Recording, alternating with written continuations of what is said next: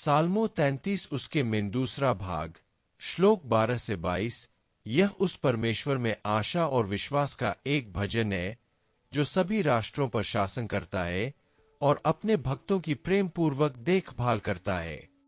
इस वीडियो में हम पद दर पद प्रभु के सर्वोच्च प्रभुत्व, उनके वचन की विश्वसनीयता और इस निश्चितता के बारे में सबसे सुंदर घोषणाओं में से एक पर गहराई से विचार करेंगे कि सच्ची सुरक्षा मानवीय शक्ति में नहीं बल्कि ईश्वरीय देखभाल में निहित है।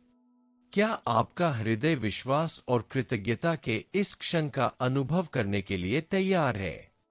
अंत तक बने रहें, क्योंकि एक गहन और शिक्षाप्रद चिंतन के अलावा हम इस भजन पर आधारित एक प्रेरित प्रार्थना में एक साथ प्रार्थना करेंगे, एक ऐसी प्रार्थना जो आपके आत्मविश्वास को नवीनीकृत कर सकती है, आपके विश्वास को मजबूत कर सकती है और आपकी आत्मा को प्रभु की शक्ति में आशा से भर सकती है। वह इस भजन का पहला भाग हमने पद 1 से 11 पर मनन किया, जहां हमें प्रभु के अद्भुत कार्यों और उनके वचन की विश्वसनीयता के लिए उनकी स्तुति करने के लिए कहा गया है। हमने देखा कि वही सृष्टिकर्ता है जो सभी चीजों को व्यवस्थित करते हैं और वही सर्वोच्च है जो न्याय और सच्चाई से संसार को संभालते हैं। प्रत्येक पद ने परमेश्वर की योजनाओं की शक्ति और पूर्णता को प्रकट किया, यह दर्शाते हुए कि उनका हर कार्य दृढ़, बुद्धिमान और शाश्वत है। अब इसमें दूसरा हिस्सा पद 12 से 22 में भजनकार हमें विश्वास और पूर्ण समर्पण की यात्रा पर ले जाता है। वह दर्शाता है कि सच्चा आनंद धन दौलत या सैन्य शक्ति में नहीं बल्कि परमेश्वर के लोगों से जुड़े होने में है। यहां हम सीखते हैं कि प्रभु की दृष्टि उन पर है जो उसका भय मानते हैं और उसके प्रेम की आशा रखते हैं। यह ईश्वरीय कृपा में विश्राम करने का आह्वान है, तब भी जब चारों ओर सब कुछ अनिश्चित प्रतीत हो। प्रत्येक पद एक शक्तिशाली अनुस्मारक है कि विजय, आशा और उद्धार केवल प्रभु से ही प्राप्त होते हैं, जो हमारी शाश्वत सहायता और ढाल है। पद 12, धन्य है वह जाति जिसका परमेश्वर यहोवा है और वह प्रजा जिसे उसने अपना निज भाग होने के लिए चुना है। यह श्लोक आध्यात्मिक और राष्ट्रीय सिद्धांत की घोषणा है। किसी राष्ट्र का सच्चा सुख उसके धन, शक्ति या संस्कृति में नहीं बल्कि प्रभु को अपना ईश्वर मानने में निहित है। जब कोई राष्ट्र ईश्वरीय इच्छा के अधीन होता है तो उसकी नैतिक, सामाजिक और आध्यात्मिक संरचनाएं मजबूत होती है, क्योंकि ईश्वर सामूहिक जीवन का केंद्र बन जाता है। भजनकार सृष्टिकर्ता के मार्गदर्शन और देखभाल में रहने वाले राष्ट्रों की धन्यता का गुणगान करता है और पुष्टि करता है कि यही एक राष्ट्र के लिए सबसे बड़ा आशीर्वाद है।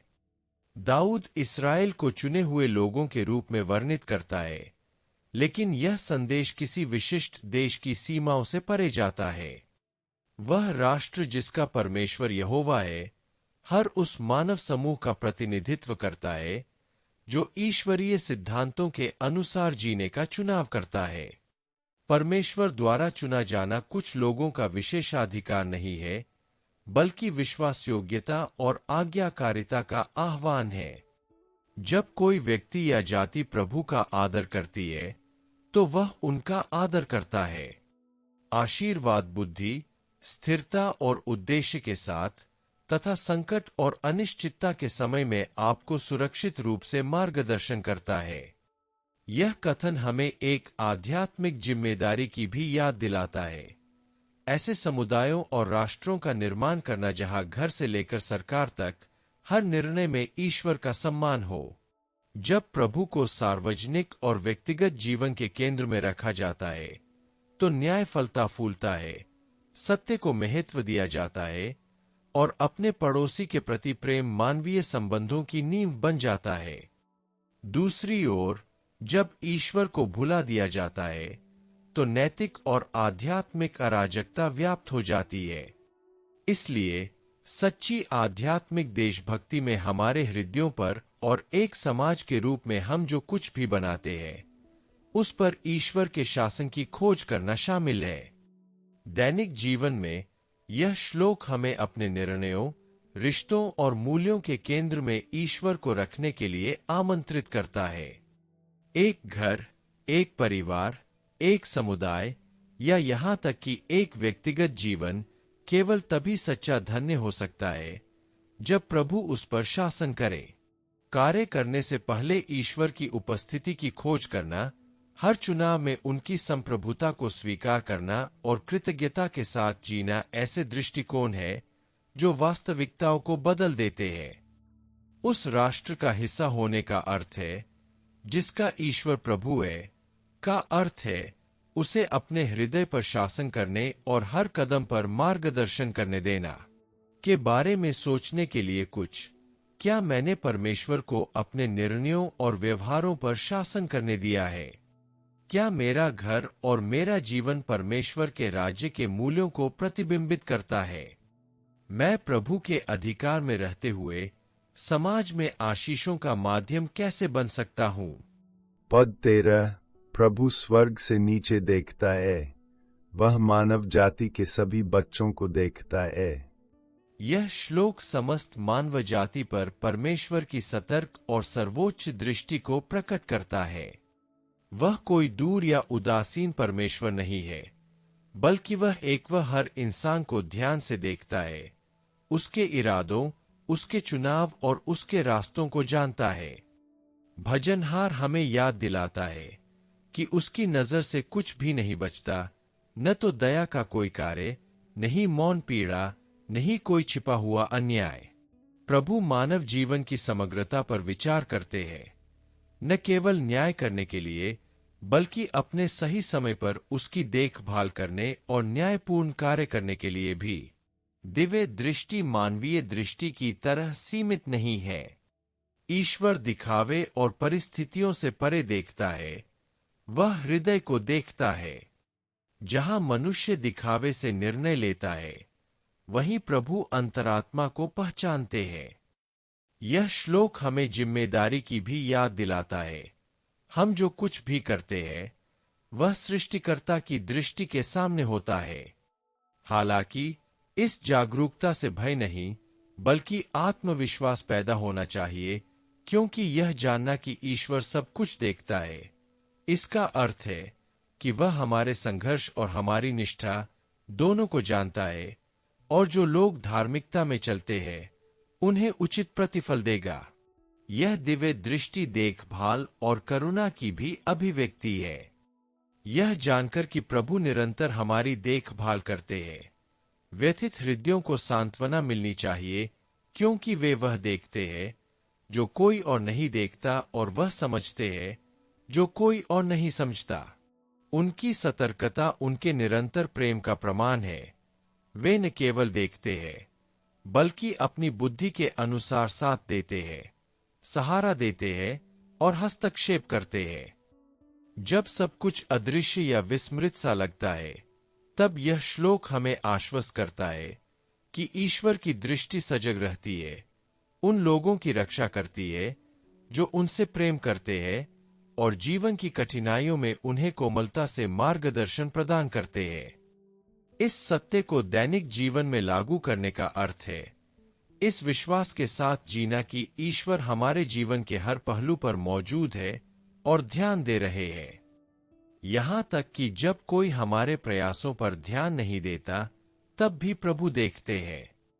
जब हमें लगता है कि हम अदृश्य हैं या हमारे साथ अन्याय हुआ है, तो वे देख रहे हैं और कार्य करने के लिए सही समय तैयार कर रहे हैं।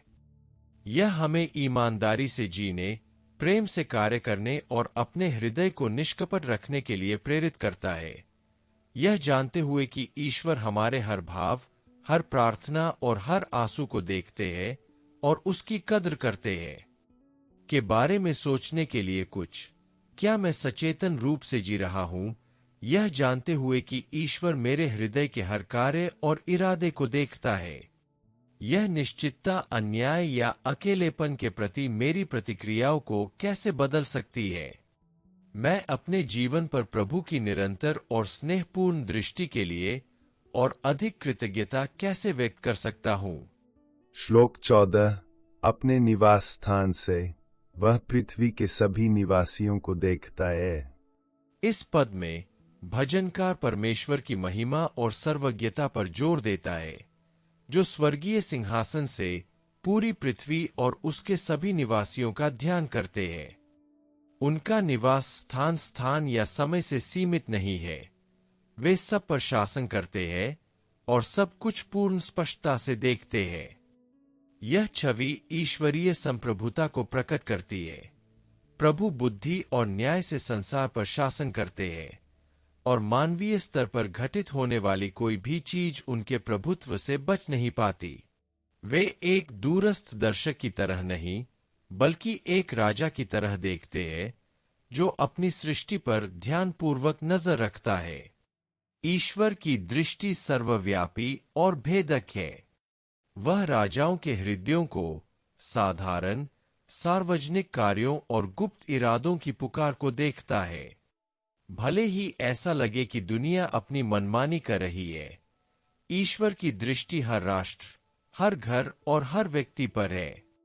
यह निश्चितता हमें सांत्वना देती है, क्योंकि यह हमें याद दिलाती है कि हम संयोग या मानवीय शक्तियों के नियंत्रण में नहीं है, बल्कि सृष्टिकर्ता की सतर्क निगाहों के अधीन है, जो दिखावे से परे देखता है और न्यायपूर्वक न्याय करता है। यह श्लोक हमें श्रद्धा और गहन विश्वास के लिए भी आमंत्रित करता है। यह जानते हुए कि प्रभु अपने शाश्वत निवास से पृथ्वी के सभी निवासियों का चिंतन करते हैं, हमें उनकी उपस्थिति के प्रति उत्तरदायित्व और विनम्रता का भाव जागृत करना चाहिए।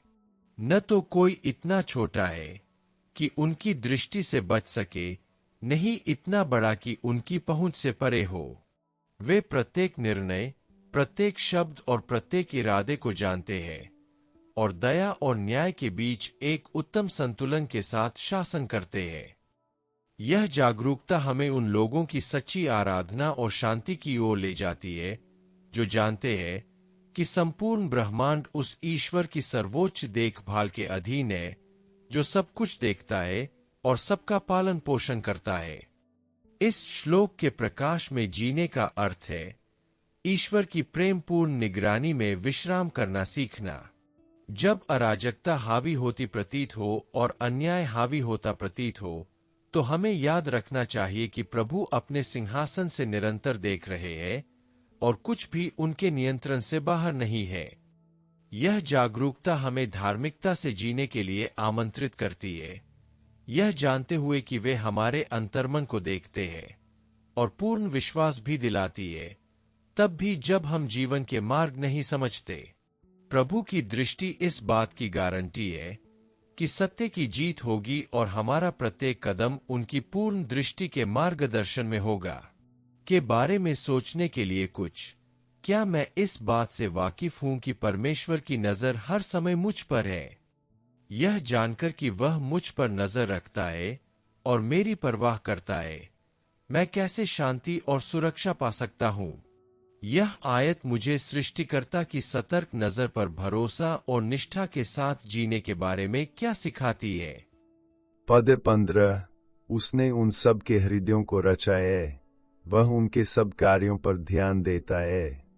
ईश्वर प्रत्येक मानव हृदय का रचिता है। वही हमारे सार को आकार देता है और हमारी हर भावना, विचार और इरादे को जानता है। यह श्लोक प्रकट करता है कि प्रभु ने न केवल हमें जीवन दिया है, बल्कि हमारी आध्यात्मिक संवेदनशीलता का केंद्र भी बनाया है, जहां हमारी गहनतम भावनाएं निवास करती है। इसलिए मानव हृदय एक दिव्य कृति है, जिसकी रचना स्वयं ईश्वर के प्रेम, न्याय और बुद्धि को प्रतिबिंबित करने के लिए की गई है। जब भजनकार कहता है कि परमेश्वर अपने सब कामों पर विचार करता है, तो वह हमारे हर काम पर सृष्टिकर्ता की चौकस और विवेकपूर्ण दृष्टि को उजागर करता है। प्रभु न केवल परिणामों को देखता है, बल्कि उस उद्देश्य को भी देखता है जो हमें प्रेरित करता है। वह जानता है कि क्या छिपा है, क्या कोई और नहीं देखता, और निष्पक्षता से न्याय करता है, कार्य और इरादे दोनों को ध्यान में रखते हुए।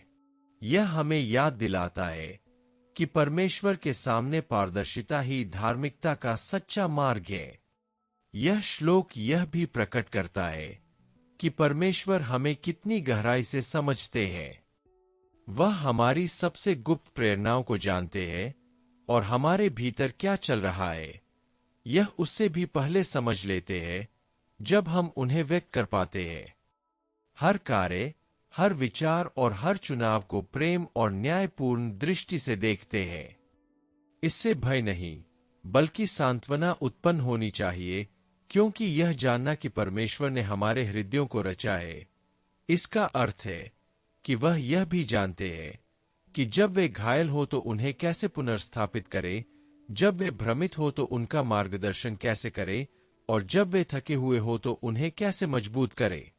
केवल वही है जो हमें वास्तव में समझते हैं, और उन्हीं में हम न्याय, दया और उद्देश्य के बीच संतुलन पाते हैं। इस पद को दैनिक जीवन में लागू करने का अर्थ है ईश्वर की उपस्थिति के प्रति संवेदनशील हृदय का विकास करना। इसका अर्थ है ईमानदारी से कार्य करने का प्रयास करना, यह जानते हुए कि प्रभु दिखावे से परे देखते हैं। जब हम इस बात के प्रति जागरूक रहते हैं कि वे हमारे हृदयों की जांच करते हैं, तो हम अच्छाई का चुनाव करना, अधिक आसानी से क्षमा करना और पवित्र उद्देश्य के साथ कार्य करना सीखते हैं। ईश्वर द्वारा गढ़ा गया हृदय वह होता है जो स्वयं को सत्य और प्रेम द्वारा निर्देशित होने देता है। के बारे में सोचने के लिए कुछ, क्या मैं परमेश्वर के सामने एक पारदर्शी हृदय के साथ जी रहा हूं? क्या मेरे कार्य उस बात को दर्शाते हैं जो मैं सचमुच अपने भीतर मानता हूं और महसूस करता हूं? मुझे प्रभु के प्रति क्या समर्पण करना चाहिए ताकि वे मेरे हृदय को अपनी इच्छा के अनुसार ढाल सके। श्लोक 16। विजय सेना की शक्ति पर निर्भर नहीं करती, नहीं योद्धा की सामर्थ्य पर उद्धार होता है। यह श्लोक हमें याद दिलाता है कि मनुष्य चाहे अपनी शक्ति या योग्यता में सुरक्षा और सफलता की कितनी भी तलाश क्यों न करे, सच्ची जीत शारीरिक बल या सैन्य रणनीति में नहीं होती। दाऊद इस बात पर जोर देते हैं कि प्रभु ही भाग्य का निर्धारण करते हैं और ईश्वरीय स्वीकृति और हस्तक्षेप के बिना कोई भी मानवीय तैयारी पर्याप्त नहीं है। ध्यान हमेशा ईश्वर पर भरोसा रखने पर होना चाहिए, न कि केवल अपनी सीमित क्षमताओं पर। उद्धार, सुरक्षा और सफलता की गारंटी मानवीय शक्ति से नहीं बल्कि परमेश्वर की सर्वोच्चता से मिलती है। सबसे ज्यादा तैयार या साहसी व्यक्ति भी असफल हो सकता है अगर वह पूरी तरह खुद पर भरोसा करने की कोशिश करे। भजनहार इस बात पर जोर देता है कि सच्ची जीत एक ईश्वरीय उपहार है जो सृष्टिकर्ता की देखभाल और मार्गदर्शन का परिणाम है, जो सभी परिस्थितियों को, चाहे वे बड़ी हो या छोटी, देखता और नियंत्रित करता है। यह श्लोक हमें यह सोचने के लिए भी आमंत्रित करता है कि हमने अपना भरोसा कहाँ रखा है। अक्सर हम अपनी आशा मानव संसाधनों, प्रभाव या प्रतिभाव पर रखते हैं। यह भूल जाते हैं कि ईश्वर की महानता के आगे सारी शक्तियां सीमित है। वही है जो विजय प्रदान करते हैं, मानवीय योग्यता के अनुसार नहीं बल्कि अपनी इच्छा और उद्देश्य के अनुसार।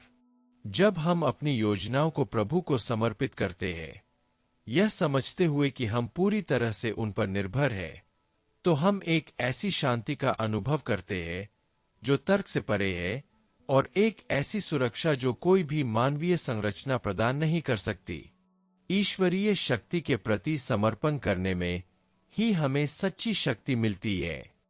इस शिक्षा को अपने दैनिक जीवन में लागू करने का अर्थ है अपनी सीमाओं को पहचानना और हर क्षेत्र में ईश्वर पर निर्भर रहना सीखना, चाहे वह कार्यस्थल पर हो, परिवार में हो या महत्वपूर्ण निर्णयों में। हमें ईश्वरीय मार्गदर्शन प्राप्त करना चाहिए और भरोसा रखना चाहिए कि वही हमें सहारा देते हैं। मानवीय शक्ति उपयोगी है, लेकिन सच्ची सुरक्षा उस हृदय से आती है जो प्रतिकूल परिस्थितियों में भी प्रभु की प्रतीक्षा करता है और उन पर भरोसा रखता है। के बारे में सोचने के लिए कुछ। क्या मैं अपनी ताकत पर ज्यादा भरोसा कर रहा हूं या परमेश्वर के मार्गदर्शन पर? मैं अपने रोजमर्रा के संघर्षों को प्रभु के हाथों में कैसे सौंप सकता हूं? क्या मैं अपने जीवन के हर फैसले में उन पर निर्भर रहने के लिए तैयार हूं? पद 17। यहोवा की दृष्टि उन पर रहती है जो उससे डरते हैं, उन पर जो उसकी दया की आशा रखते हैं। दाऊद हमें दिखाते हैं कि परमेश्वर की सुरक्षा और ध्यान सामान्य नहीं है, बल्कि उन लोगों पर केंद्रित है जो उनका आदर करते हैं और उनकी भलाई पर भरोसा करते हैं। यहां परमेश्वर का भय नहीं, बल्कि गहरा सम्मान और श्रद्धा है जो आज्ञाकारिता और निर्भरता उत्पन्न करता है। यह सक्रिय विश्वास का एक रिश्ता है जहां प्रभु में आशा दृष्टिकोण, चुनाव और निर्णयों को आकार देती है, यह जानते हुए कि वह उन लोगों पर नजर रखता है, उनका मार्गदर्शन करता है और उनकी परवाह करता है जो ईमानदारी से उसके पास आते हैं। यह श्लोक प्रकट करता है कि परमेश्वर अपने बच्चों की जरूरतों, संघर्षों और लालसाओं के प्रति सदैव सचेत रहता है। वह केवल निष्क्रिय रूप से नहीं देखता, बल्कि अपनी पूर्ण इच्छा के अनुसार उसकी देखभाल करता है, उसे सहारा देता है और हस्तक्षेप करता है। ईश्वरीय ध्यान समर्पण और आशा का एक निमंत्रण है जो दर्शाता है कि जो लोग प्रभु पर भरोसा रखते हैं वे कभी अकेले नहीं चलते, क्योंकि वह हर कदम पर उनकी देखभाल, सुरक्षा और मार्गदर्शन करता है। यह श्लोक हमें यह भी सिखाता है कि प्रभु की दृष्टि में रहना विश्राम और सुरक्षा में रहना है, तब भी जब हमारे आसपास सब कुछ अनिश्चित लगता है। जो लोग उसका भय मानते हैं और उसकी दया की आशा रखते हैं, वे उसके साथ एक गहन संवाद का अनुभव करते हैं, एक ऐसा रिश्ता जहां चिंता की जगह विश्वास ले लेता है और निराशा पर आशा विजय पा लेती है। परमेश्वर पर भरोसा रखने का अर्थ है समय या मार्ग को समझे बिना भी दृढ़ रहना, क्योंकि हम जानते हैं कि उसकी सतर्क दृष्टि हमें कभी नहीं छोड़ती। वह न केवल हमें देखता है, वह हमें सहारा देता है, हमें दिलासा देता है और हर परिस्थिति में विश्वासयोग्य प्रेम से हमारा मार्गदर्शन करता है। इस शिक्षा को अपने दैनिक जीवन में लागू करने का अर्थ है श्रद्धा और आशा से भरा जीवन विकसित करना। हमें ईश्वर के साथ एकता में रहने का प्रयास करना चाहिए, यह विश्वास करते हुए कि वह हमारी परिस्थितियों के प्रति सजग है, हमारा समर्थन करता है और हमारे निर्णयों का मार्गदर्शन करता है।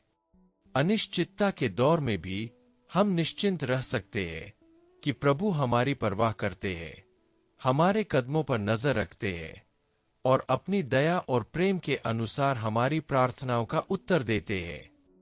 के बारे में सोचने के लिए कुछ। क्या मैंने परमेश्वर पर श्रद्धा और विश्वास के साथ जीने की कोशिश की है? क्या मुझे भरोसा है कि वह मेरे जीवन के हर पहलू पर नजर रखता है और उसकी परवाह करता है? आज मैं उसकी दया पर अपनी आशा और निर्भरता को कैसे मजबूत कर सकता हूं? पद 18। देखो, यहोवा की दृष्टि उन पर बनी रहती है जो उससे डरते हैं, उन पर जो उसकी दया की आशा रखते हैं, कि वह उनके प्राणों को मृत्यु से बचाए और उन्हें जीवित रखे। दाऊद इस बात पर जोर देते हैं कि परमेश्वर की सतर्कता सिर्फ निरीक्षण नहीं, बल्कि एक सुरक्षात्मक कार्रवाई है। जो लोग उसका भय मानते हैं और उसकी दया की आशा रखते हैं, उन्हें विशेष देखभाल मिलती है, क्योंकि परमेश्वर उनकी गहरी जरूरतों के प्रति सजग रहता है। प्रभु आत्मा को मृत्यु से बचाने, उसे शारीरिक, आध्यात्मिक और भावनात्मक खतरों से बचाने और यह सुनिश्चित करने का वादा करते हैं कि विपत्ति के समय भी विश्वास का जीवन सुरक्षित और मजबूत रहे। पोषण और मुक्ति का वादा जीवन के सभी आयामों में ईश्वरीय विश्वास योग्यता को दर्शाता है। ईश्वर अपने बच्चों को परिस्थितियों के भरोसे नहीं छोड़ते, वे शक्ति, मार्गदर्शन और अनुग्रह के साथ हस्तक्षेप करते हैं। यह श्लोक दर्शाता है कि प्रभु की दया पर भरोसा करने से विश्वासी की धारणा बदल जाती है। निराशा का कोई कारण नहीं है, क्योंकि वे उन लोगों को सहारा देते हैं, उनकी रक्षा करते हैं और उनका नवीनीकरण करते हैं जो उनसे डरते हैं, और अराजकता और अनिश्चितता के बीच भी आशा प्रदान करते हैं। यह श्लोक हमें यह भी याद दिलाता है कि ईश्वर की देखभाल केवल शारीरिक सुरक्षा तक ही सीमित नहीं है, वह हमारी आत्मा की रक्षा करते हैं, जो हमारे विश्वास और आशा का केंद्र है। जब हम उनकी दया पर भरोसा करते हैं, तो हम भय और पीड़ा का सामना करने के लिए सशक्त होते हैं और निश्चिंत होते हैं कि उनकी प्रेमी दृष्टि से कुछ भी बच नहीं सकता। प्रभु न केवल विनाश को रोकते हैं, बल्कि उन लोगों को भरपूर जीवन भी प्रदान करते हैं जो उनकी प्रतीक्षा करते हैं। इस प्रकार प्रत्येक युद्ध और प्रत्येक परीक्षा उस ईश्वर की निष्ठा को देखने का अवसर बन जाती है, जो अपने लोगों को नहीं त्यागता, बल्कि उन्हें कोमलता और शक्ति से सहारा देता है। इस शिक्षा को दैनिक जीवन में लागू करने का अर्थ है अपने जीवन को ईश्वर के हाथों में सौंपना सीखना, यह विश्वास करते हुए कि वह हमारी रक्षा और पोषण करते हैं। भय, चिंता या खतरे के क्षणों में हम इस विश्वास पर भरोसा कर सकते हैं कि हमारी आत्मा सुरक्षित है और वह हमें हर उस चीज से बचाते हैं जो हमें नष्ट कर सकती है। सक्रिय विश्वास हमें साहस के साथ जीने के लिए आमंत्रित करता है, यह जानते हुए कि ईश्वरीय दया निरंतर है, असुरक्षा को आत्मविश्वास में और निराशा को आशा में बदल देती है। के बारे में सोचने के लिए कुछ, क्या मैं पूरी तरह से भरोसा कर रहा हूं कि परमेश्वर मुझे खतरे से बचाएगा और मेरे जीवन को सहारा देगा? मैं कठिन परिस्थितियों में भी उसकी दया की आशा कैसे कर सकता हूं? यह जानकर कि वह मेरी आत्मा के हर पहलू का ध्यान रखता है, मेरा विश्वास कैसे मजबूत हो सकता है? पद 19। धर्मियों की मुक्ति यहोवा की ओर से होती है, संकट के समय वह उनका दृढ़ गण है। दाऊद हमें याद दिलाते हैं कि सच्ची सुरक्षा और मुक्ति मानवीय शक्ति से नहीं, बल्कि प्रभु से मिलती है। धर्मी लोग जो परमेश्वर की इच्छा के अनुसार जीने का प्रयास करते हैं, संकटों, कठिनाइयों और खतरों का सामना करने के लिए आवश्यक उद्धार और सुरक्षा परमेश्वर में पाते हैं। उल्लिखित शक्ति आध्यात्मिक और भावनात्मक दोनों है, जो भय, चिंताओं और बाहरी दबावों का प्रतिरोध करती है, जो विश्वासी के विश्वास को हिला सकते हैं। प्रभु के उद्धार पर भरोसा चुनौतियों का सामना करने के हमारे तरीके को बदल देता है। यह हमें सिखाता है कि जब परिस्थितियां निराशाजनक लगती है, तब भी हम अकेले नहीं हैं और हमें केवल अपनी रणनीतियों पर निर्भर रहने की जरूरत नहीं है। परमेश्वर वह ठोस आधार है जिस पर हम खड़े हो सकते हैं, और वही सुनिश्चित करता है कि अशांत और अनिश्चित समय में भी हमारे कदम दृढ़ रहें। इस आयत को आज अपने जीवन में लागू करने का अर्थ है हर समस्या का समाधान स्वयं करने से पहले परमेश्वर की शरण लेना। संकट के समय यह प्रार्थना करने, विश्राम करने और यह विश्वास रखने का आह्वान है कि वह हमें सहारा देगा। सक्रिय विश्वास हमें समस्याओं का शांति से सामना करने में मदद करता है, यह जानते हुए कि परिस्थितियां चुनौतीपूर्ण होने पर भी प्रभु हमारी दृढ़ चट्टान और सुरक्षित शरण स्थली बने रहेंगे। के बारे में सोचने के लिए कुछ, क्या मैं अपने उद्धार और सुरक्षा के लिए प्रभु पर भरोसा कर रहा हूं, या मैं पूरी तरह अपनी ही शक्ति पर निर्भर रहने की कोशिश कर रहा हूं?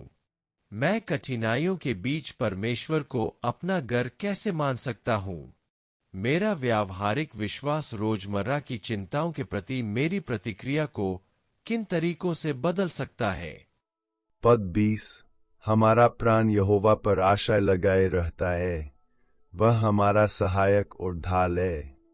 दाऊद यहाँ प्रभु में पूर्ण विश्वास का भाव प्रकट करते हैं, यह दर्शाते हुए कि सक्रिय रूप से परमेश्वर की प्रतीक्षा करने के साथ साथ यह विश्वास भी जुड़ा है कि वह उन लोगों के पक्ष में कार्य करता है जो उसे खोजते हैं। प्रभु की प्रतीक्षा करने का अर्थ निष्क्रियता नहीं है, बल्कि यह स्वीकार करना है कि वह समस्त सुरक्षा और मार्गदर्शन का स्रोत है। उल्लिखित ढाल उन आक्रमणों, क्लेशों और दबावों से बचाव का प्रतीक है जो विश्वास को हिला सकते हैं, जबकि सहायता इस विचार को पुष्ट करती है कि परमेश्वर उन लोगों के जीवन में शक्ति और देखभाल के साथ हस्तक्षेप करता है जो उस पर भरोसा करते हैं। यह श्लोक हमें अपनी सारी आशा और उम्मीद ईश्वर पर रखने के लिए आमंत्रित करता है, यह जानते हुए कि वह हमें सहारा देने के लिए पर्याप्त है। हमारी आत्मा को तब शांति और नवीनीकरण मिलता है जब वह परिस्थितियों का सामना करते हुए निराश नहीं होती, बल्कि ईश्वरीय विश्वासयोग्यता पर अपना ध्यान केंद्रित रखती है। सक्रिय विश्वास हमें भय, असुरक्षा और चुनौतियों का सामना करने में सक्षम बनाता है, यह जानते हुए कि हम असहाय नहीं है और प्रभु अपने वादों को अपने सही समय पर पूरा करते हैं। इस आयत को रोजमर्रा की जिंदगी में लागू करने का मतलब है जीवन के हर क्षेत्र में, चाहे फैसले हो, आर्थिक मुश्किलें हो, रिश्ते हो या स्वास्थ्य समस्याएं, परमेश्वर पर निर्भर रहने के महत्व को समझना। धैर्य और विश्वास के साथ उस पर भरोसा करने से चिंताएं शांति में बदल जाती है और दिल मजबूत होता है। यह भरोसा करना है कि उसे भाल मानकर उठाया गया हर कदम सुरक्षित है और उसकी मदद ऐसे तरीकों से प्रकट होती है जो अक्सर हमारी समझ से परे होते हैं। के बारे में सोचने के लिए कुछ, क्या मैं धैर्यपूर्वक प्रभु की प्रतीक्षा कर रहा हूं या खुद ही सब कुछ सुलझाने की कोशिश कर रहा हूं? मैं रोजमर्रा की परिस्थितियों में परमेश्वर को अपनी सहायता और ढाल के रूप में कैसे अनुभव कर सकता हूं? जरूरत के समय में परमेश्वर पर मेरा भरोसा मेरे निर्णयों और मेरे हृदय को कैसे प्रभावित करता है? कठिन। पद 21, हमारा हृदय उसमें आनंदित होता है क्योंकि हम उसके पवित्र नाम पर भरोसा रखते हैं। दाऊद हमें दिखाता है कि सच्चा आनंद परमेश्वर पर भरोसे से पैदा होता है। जब हृदय प्रभु के पवित्र नाम में स्थिर हो जाता है तो उसे खुशी का कारण मिल जाता है। मुझे आनंद है। चुनौतियों और अनिश्चितताओं के सामने भी विश्वास परिप्रेक्ष्य को बदल देता है। भविष्य से डरने या कठिनाइयों से घबराने के बजाय ईश्वर पर भरोसा शांति, आशा और गहन आनंद उत्पन्न करता है जो बाहरी परिस्थितियों पर निर्भर नहीं करता है। प्रभु के पवित्र नाम पर भरोसा करने का अर्थ है उनके अधिकार, विश्वास योग्यता और भलाई को स्वीकार करना। यह विश्वास करना है कि वह आदर के योग्य है और उनके वादे कभी असफल नहीं होते। ईश्वर के साथ यह घनिष्ठ संबंध भावनात्मक और आध्यात्मिक स्थिरता उत्पन्न करता है, जिससे जीवन में आने वाली बाधाओं के बावजूद हृदय आनंदित रहता है। आनंद निरंतर विश्वास का फल है, समस्याओं के अभाव का नहीं। इस आयत को अपने जीवन में लागू करने का अर्थ है चिंताओं में डूबने से पहले ईश्वर पर भरोसा करना। इसका अर्थ है यह याद रखना कि जब दुनिया अस्थिर लगती है तब भी हमारा हृदय आनंदित हो सकता है क्योंकि वह विश्वासयोग्य और शक्तिशाली है। इस भरोसे का अभ्यास करने से हमारी आंतरिक शांति बढ़ती है, हमारी आत्मा का नवीनीकरण होता है और हमें उनके मार्गदर्शन और सुरक्षा में कृतज्ञता और विश्वास के साथ हर दिन का सामना करने में मदद मिलती है। के बारे में सोचने के लिए कुछ, क्या मेरी खुशी परिस्थितियों पर आधारित है या परमेश्वर पर भरोसे पर? मैं अपने विश्वास को कैसे मजबूत कर सकता हूं ताकि मेरा दिल हर परिस्थिति में आनंदित रहे? क्या मैं अपने रोजाना भरोसे से प्रभु के पवित्र नाम का आदर कर रहा हूं? पद 22, हे प्रभु, आपकी दया हम पर बनी रहे क्योंकि हमने आप पर आशा रखी है। दाऊद भजन संहिता के इस भाग का समापन परमेश्वर की दया पर पूर्ण निर्भरता की घोषणा के साथ करते हैं। वह स्वीकार करते हैं कि सभी सुरक्षा, पोषण और आशीषें मानवीय प्रयासों से नहीं बल्कि प्रभु के विश्वासयोग्य और करुणामय प्रेम से आती है। यह पद एक विनती और स्मरण है कि सच्ची आशा ईश्वरीय भलाई और विश्वासयोग्यता में निहित है, जो कभी विफल नहीं होती और उन लोगों के लिए प्रतिदिन नवीनीकृत होती है जो उस पर भरोसा करते हैं। जैसी हमने तुझ पर आशा रखी है, यह अभिव्यक्ति इस बात पर बल देती है कि ईश्वरीय दया हमारे भरोसे और सुरक्षा का आधार है। दाऊद बताते हैं कि ईश्वर से अपेक्षा सक्रिय होनी चाहिए, निष्क्रिय नहीं। यह एक निरंतर भरोसा है जो प्रार्थना, स्तुति और आज्ञाकारिता में प्रकट होता है। यह स्वीकार करना कि हम उसकी दैनिक दया पर निर्भर है, हमें जीवन के हर क्षण में ईश्वर की उपस्थिति के प्रति विनम्र और सचेत रखता है। इस आयत को अपने रोजमर्रा के जीवन में लागू करने का मतलब है विश्वास के साथ इंतजार करना, तब भी जब समस्याएं ढेर हो जाए। इसका मतलब है परमेश्वर की दया पर भरोसा रखना, यह जानते हुए कि वह हमारे लिए कार्य करता है और अपने वादे अपने समय पर पूरे करता है। यह आशा हमारी आत्मा को मजबूत करती है, हमें चुनौतियों का सामना करने का साहस देती है और हमें याद दिलाती है कि हमारा जीवन उस परमेश्वर के हाथों में सुरक्षित है जो दयालु, न्यायी और विश्वासयोग्य है। के बारे में सोचने के लिए कुछ, क्या मैं मुश्किल समय में भी परमेश्वर की दया पर भरोसा रखता हूँ? क्या मेरी आशा परमेश्वर की विश्वासयोग्यता पर आधारित है या मेरी अपनी शक्ति पर? मैं प्रतिदिन सक्रिय रूप से परमेश्वर की प्रतीक्षा करते हुए विश्वास और धैर्य के साथ कैसे अभ्यास कर सकता हूँ? हम भजन 33 के भाग 2 के अंत तक पहुंच चुके हैं और हम देख सकते हैं कि कैसे प्रत्येक पद परमेश्वर की सर्वोच्चता, विश्वासयोग्यता और उन लोगों के प्रति उसकी दया को प्रकट करता है जो उस पर आशा रखते हैं। इस दूसरे भाग ने हमें आश्वस्त रहने, सच्चे मन से स्तुति करने और धैर्यपूर्वक प्रतीक्षा करने के महत्व को समझाया, यह स्वीकार करते हुए कि प्रभु ही सभी आशीषों, सुरक्षा और पोषण का स्रोत है। भजनकार द्वारा प्रस्तुत प्रत्येक अनुभव हमें सिखाता है कि सच्ची आशा परिस्थितियों पर निर्भर नहीं करती, बल्कि इस निश्चितता पर निर्भर करती है कि परमेश्वर उन लोगों के पक्ष में कार्य करता है जो उस पर भरोसा रखते हैं। आइए हम इन सबकों को अपने दैनिक जीवन में अपनाएं और वचन को अपने विचारों, निर्णयों और दृष्टिकोणों को बदलने दें और अपने विश्वास को मजबूत करें। इस संदेश को अपने हृदय में अंकित करने के लिए मैं आपको इस भजन को 6 और दिनों तक प्रार्थना करने के लिए आमंत्रित करता हूं और प्रत्येक पद को विश्वास, भरोसे और समर्पण की घोषणा के रूप में पढ़ें। प्रभु को अपनी आशा को नवीनीकृत करने, अपनी आत्मा को दृढ़ करने और चुनौतियों को आध्यात्मिक विकास के अवसरों में बदलने दे। प्रत्येक शब्द आपके भीतर यह निश्चय जगाए कि ईश्वर ही आपकी शक्ति, शरणस्थल और सुरक्षित आश्रय है। जब भी आप कमजोर या निराश महसूस करें, इस प्रार्थना को दोहराए, यह याद रखते हुए कि प्रभु की उपस्थिति सुरक्षा, सांत्वना और दृढ़ रहने का साहस प्रदान करती है।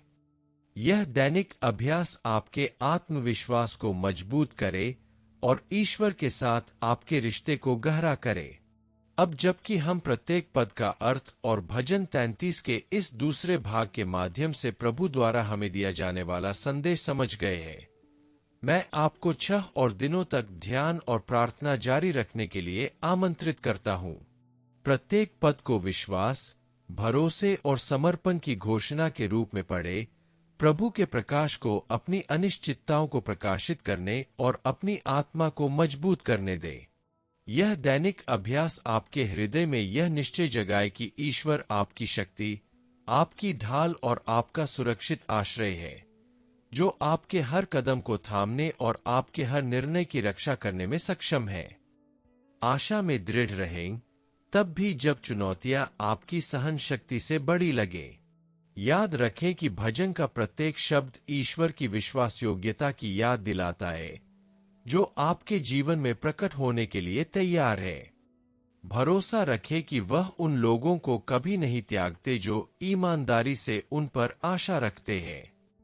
और इस संदेश को अपने हृदय में अंकित करने के लिए हम आपको अभी प्रार्थना करने और भजन 33 भाग 2 से प्रेरित इस प्रार्थना को अपने साथ रखने के लिए आमंत्रित करते हैं। जब भी आप निराश महसूस करें या परिस्थितियां निराशाजनक लगे, तो इसे दोहराएं। याद रखें कि प्रभु उन लोगों को कभी नहीं छोड़ते जो सच्चे विश्वास के साथ उनकी खोज करते हैं, और उनकी उपस्थिति सभी भय, अन्याय और अनिश्चितता के विरुद्ध एक सुरक्षित आश्रय है। यह प्रार्थना आपकी आशा को नवीनीकृत करे, आपके आत्मविश्वास को दृढ़ करे और आप में उस व्यक्ति की शांति लाए जिसने प्रभु पर भरोसा करना सीख लिया है। विश्वास, साहस और आत्मविश्वास से भरे हृदय के साथ तब तक दृढ़ रहें जब तक वह आपके जीवन में अपनी सभी प्रतिज्ञाएं पूरी न कर ले। भजन संहिता 33 भाग 2 पद 12 से 22 से प्रेरित प्रार्थना। सर्वशक्तिमान ईश्वर, मैं अपना जीवन और अपना मार्ग आपके समक्ष रखता हूँ, इस विश्वास के साथ कि आप ही हमारी शक्ति और सुरक्षा है। कष्टों में मेरे हृदय को दृढ़ कीजिए, अपनी बुद्धि से मेरे निर्णयों को प्रकाशित कीजिए और अपनी धार्मिकता के अनुसार मेरे कदमों का मार्गदर्शन कीजिए। जब मेरे आसपास की दुनिया अनिश्चित या प्रतिकूल लगे, तब भी मैं अडिग रहूं। मुझे सच्चे मन से आपकी स्तुति करना, आपकी शक्ति पर भरोसा करना और यह पहचानना सिखाइए कि हर विजय आपकी ओर से आती है। मेरा विश्वास आपकी निष्ठा का प्रमाण बने और मेरी आशा कभी न डगमगाए। हे प्रभु, मेरा हर कार्य उस सुरक्षा को प्रतिबिंबित करे जो मुझे आप में मिलती है। प्रिय पिता, मुझे धैर्य और साहस के साथ आपकी प्रतीक्षा करने में सहायता करें, यह जानते हुए कि आपकी आंखें सब कुछ देखती है और आपकी दया निरंतर है। मुझे सभी ईर्ष्या, द्वेष और अन्याय से बचाए और मुझे अपने प्रेम से सुसज्जित करें जो मुझे सहारा देता है और नया बनाता है। मैं अपने दैनिक जीवन के विवरणों में आपकी कृपा को पहचान सकूं और प्रत्येक कठिनाई आध्यात्मिक विकास का अवसर बन जाए। हे प्रभु, मेरा आत्मविश्वास दृढ़ करें ताकि मैं परीक्षाओं के सामने डगमगा न जाऊं। मेरी आत्मा आपकी उपस्थिति में आनंदित हो और चुनौतीपूर्ण समय में भी मेरी कृतज्ञता निरंतर बनी रहे। मेरा जीवन आपकी शांति, सुरक्षा और दिव्य मार्गदर्शन से चिह्नित हो। हे प्रभु, मेरे हृदय को अपने वचन के लिए एक सुरक्षित आश्रय, विश्वास, आशा और समर्पण का स्थान बनाओ। मैं कभी न भूलूं कि आप मेरी ढाल और मेरी दृढ़ चट्टान है, जो निराशा को आत्मविश्वास में और भय को साहस में बदलने में सक्षम है। मुझे हर परिस्थिति में आप पर निर्भर रहना, हर जीत और हर चुनौती में आपकी स्तुति करना और हर दिन सच्चे मन से आपकी खोज करना सिखाए। मेरा जीवन मेरे आसपास के लोगों के लिए एक प्रकाश बने, जो आपकी अच्छाई और आपकी निष्ठा को प्रतिबिंबित करे। हे प्रभु, मेरी शक्ति को नवीनीकृत करो, मेरी आशा को नवीनीकृत करो और मेरे भीतर स्थायी शांति और आनंद का संचार करो। जब तक मेरे जीवन में आपकी सभी प्रतिज्ञाएं पूरी न हो जाए, मेरा हृदय दृढ़, आत्मविश्वासी और कृतज्ञता से भरा रहे। यीशु के नाम पर, आमीन। अगर यह संदेश आपके दिल को छू गया है, तो इस वीडियो को लाइक करें और इसे किसी ऐसे व्यक्ति के साथ साझा करें जिसे यह याद रखने की जरूरत है कि दर्द, अनिश्चितता या परीक्षाओं के बीच भी प्रभु हमारी ताकत, हमारी ढाल और प्रेम और विश्वास के साथ हमें सहारा देने वाले हैं। आइए हम सब मिलकर परमेश्वर की उपस्थिति पर अधिक से अधिक भरोसा करना सीखें, हर परिस्थिति में उसकी मदद के लिए पुकारें और साहस के साथ जीवन जिए, इस विश्वास के साथ कि वह उन लोगों को कभी नहीं छोड़ता जो सच्चे विश्वास के साथ उसकी तलाश करते हैं। भजन संहिता पर गहन चिंतन जारी रखने के लिए चैनल को सब्सक्राइब करें, प्रत्येक नए अध्ययन की सूचना प्राप्त करने के लिए सूचनाएं सक्रिय करें और टिप्पणियों में अपनी प्रार्थनाएं लिखें ताकि हम विश्वास, स्नेह और समर्पण के साथ आपके लिए मध्यस्थता कर सके। प्रभु आपके हृदय को कठिनाइयों का सामना करने, हर कदम पर कृतज्ञता विकसित करने और इस विश्वास में सुरक्षित विश्राम पाने के लिए सशक्त करे कि वह हर समय आपके साथ है। आपका जीवन ईश्वरीय देखभाल में अटूट विश्वास, संघर्षों के बीच शांति और उस आनंद से चिह्नित हो जो यह समझता है कि प्रभु पर प्रतीक्षा करना और उन पर भरोसा करना ही विश्वास का सबसे बड़ा प्रमाण है। अगले वीडियो तक भगवान आपके जीवन, आपके परिवार और आपके व्यवसाय को आशीर्वाद दे।